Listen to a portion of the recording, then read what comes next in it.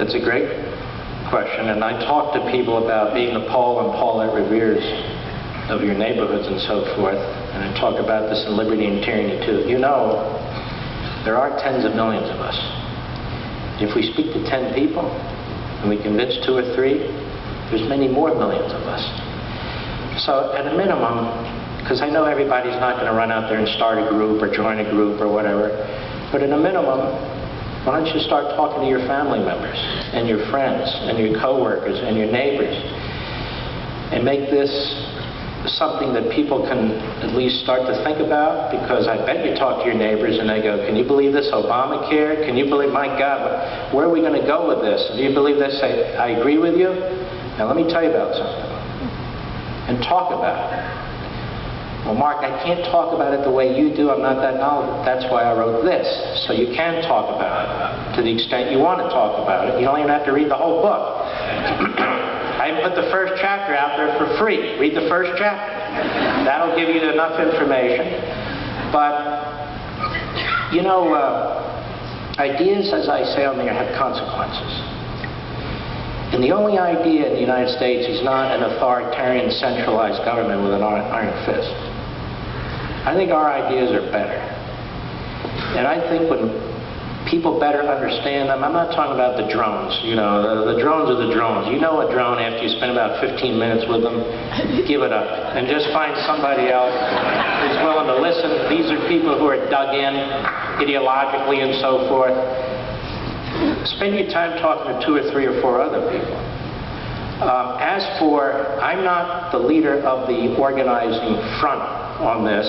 There are other groups out there that have already begun to talk about this. The Tea Party groups have already begun to talk about this. And I think if more and more of us talk about it, and at town hall meetings and at events like that, you realize we may not even need a convention to get the attention of Washington. If they think we're close,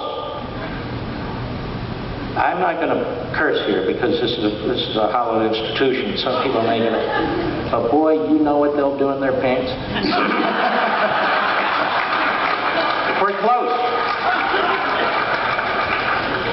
So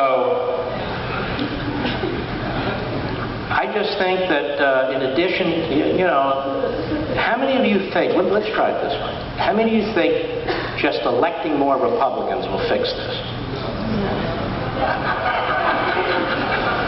Might slow it down, right? And yet, most of us don't want to elect the leftists, right? So we feel like we're kind of stuck, and that nobody really speaks for us. So I say, it's time we speak for ourselves.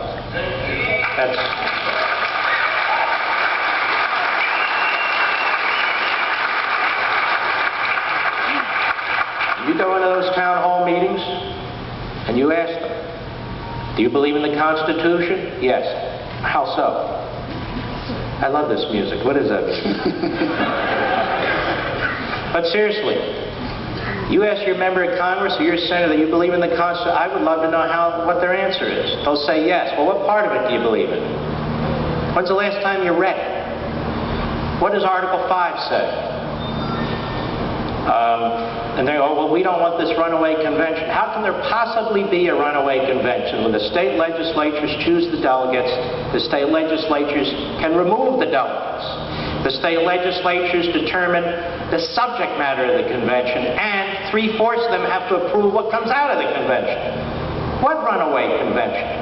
We have a runaway federal government right now, and that's what we're trying to address.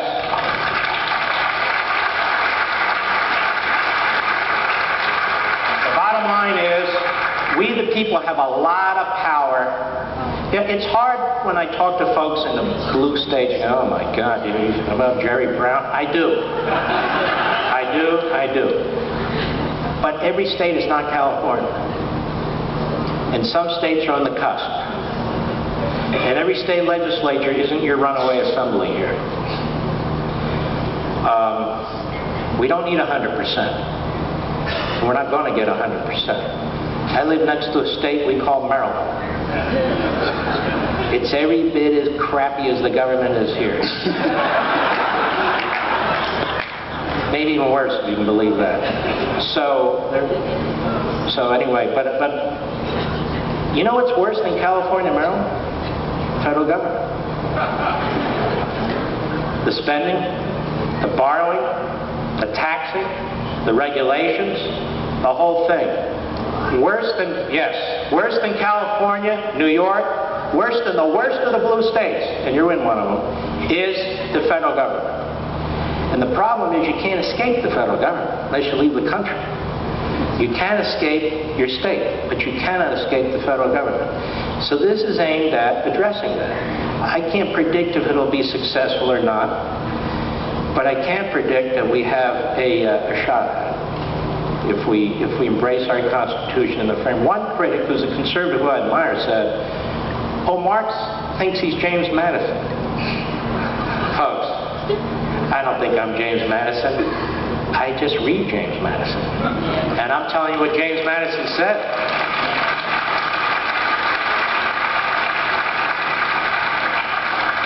Which I think, and I think some of my, very few really, some of my conservative critics better step up to the plate and embrace the Constitution, including Article 5, while there's still some of it left.